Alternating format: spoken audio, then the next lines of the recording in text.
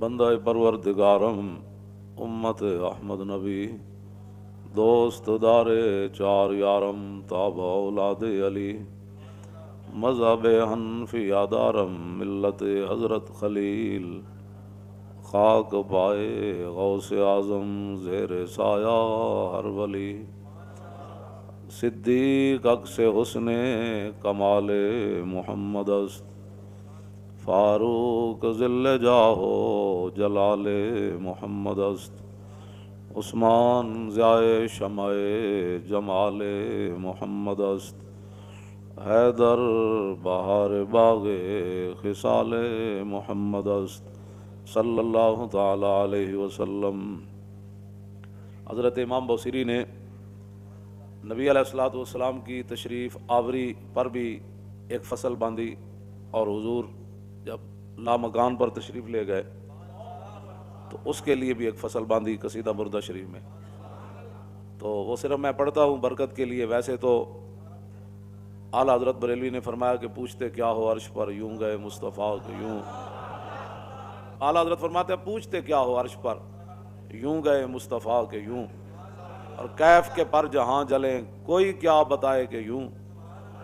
فرمایا جہاں نور کے پر جلتے ہوں تو وہ کون بتائے گا کہ پھر حضور کیسے گئے۔ کسر دنا کے راز میں ثم دنا فتد اللہ فکان قاب قوسین، کسر دنا کے راز میں عقلیں تو گم ہیں جیسی ہیں، روح قدس سے پوچھئے تم نے بھی کچھ سنا کہ یوں۔ تو رسول اللہ کی شان وراء الورا ہے، تو امام بوصیری نے کیا بات کر دی، یا خیر من یمم العافون ساحتہ سایم وفوق متون العینک الرسومی ومن هو الآیت الکبریٰ لمعتبر ومن هو النعمت العظمیٰ لمغتنم سرایت من حرم لیلا الى حرم کما سر البدر فی داج من الظلم وبت ترقى الى ان نلت منزلة من قاب قوسین لم تدرک ولم ترمی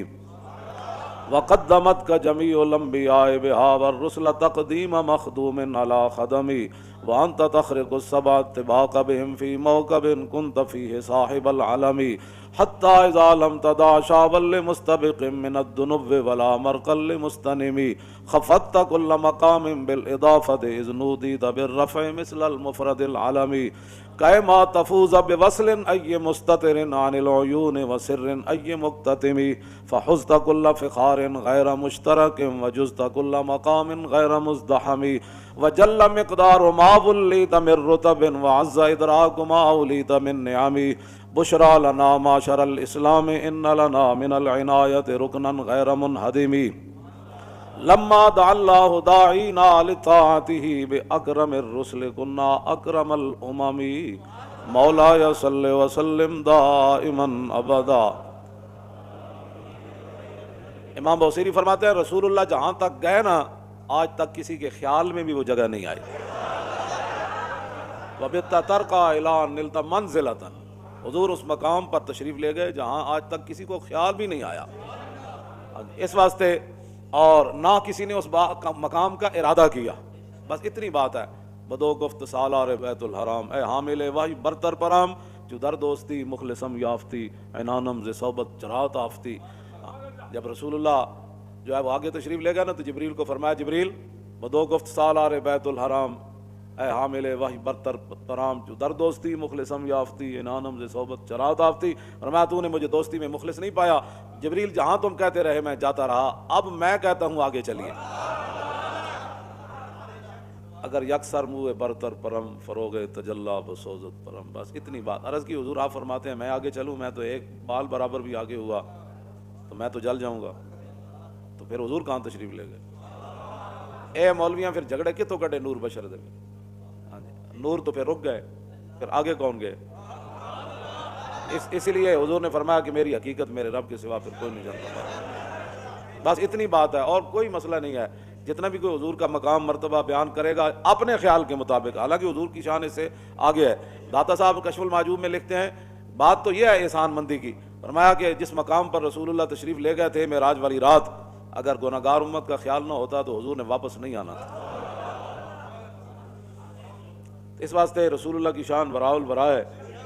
اور ہمارے بزرگوں نے وہ باتیں بیان کی ہیں جو جن کا میں نے ترجمہ بھی ابھی نہیں کیا، تو آپ ویسے سبحان اللہ کر رہے ہیں، اگر ترجمہ ہو جائے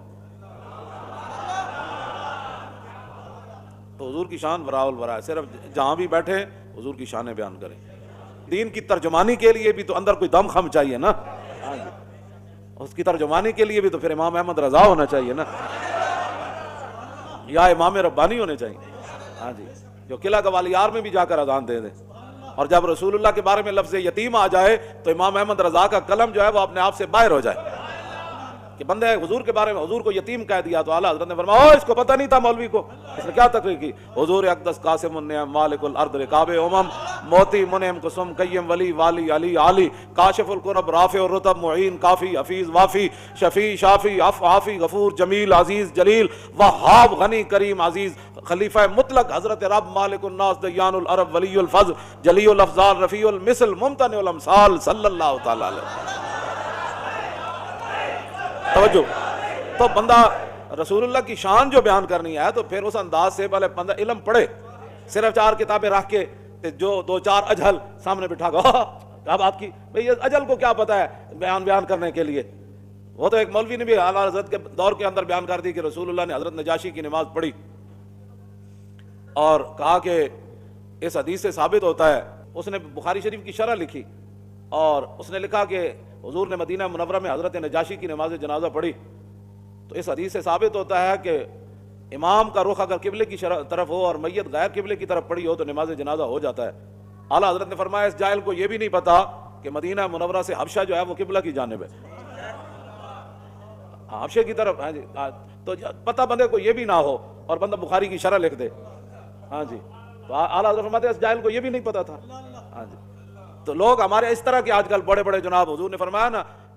یکون فی آخر الزمان دجالون کذابون یاتونکم من الاحادیث ما لم تسمعوا انتم ولا آباؤکم فایاکم وایاہم لا یضلونکم ولا یفتنونکم۔ حضور نے فرمایا ایک وقت آئے گا میں آخری زمانے میں بڑے بڑے فریبیے پیدا ہوں گے۔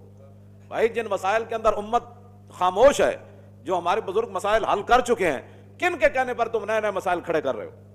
اس وقت ان مسائل کا وقت ہے، اس وقت تو مسائل کا وقت یہ ہے کہ برما میں کیا ہوا اور دہلی کی جامع مسجد کے امام صاحب کی آنکھیں نکال دی گئی۔